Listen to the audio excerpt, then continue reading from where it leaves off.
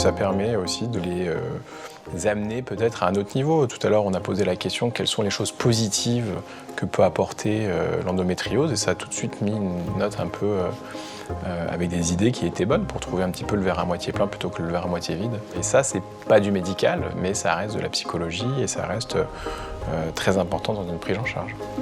Parce que c'est vrai qu'à la fin du premier atelier thérapeutique, je me suis sentie à la fois chamboulée, positivement et négativement, parce qu'il s'était passé plein de choses pendant cette première journée qui m'ont remué. J'ai tout de suite vu le côté positif où je me suis sentie beaucoup moins seule. J'ai rencontré des femmes qui étaient dans les mêmes problèmes que moi, d'autres bien pires que moi.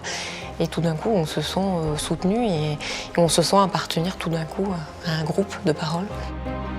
Je sème des petites graines et après, si elles poussent, c'est très bien pour transmettre certains outils de relaxation, d'hypnose, de respiration.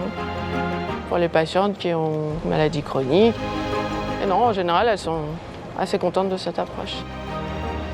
D'avoir concrètement un plan d'action, des témoignages avec les unes les autres, de qu'est-ce qu'on peut aménager dans sa vie, c'est hyper enrichissant et ça me fait énormément de bien et ça me donne espoir, ça me réconforte. Ça m'a apporté beaucoup de force dans le sens où déjà je me sens super forte de venir et de participer toute une journée, deuxième journée et tout. Je me sens vraiment fière de moi. Et aussi du courage parce que je vois qu'il y a différents parcours. Ils ne sont pas tous comme le mien et que ça peut s'arranger aussi.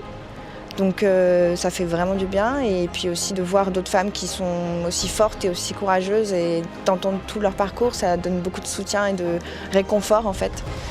Et puis j'ai rencontré des femmes superbes, alors voilà.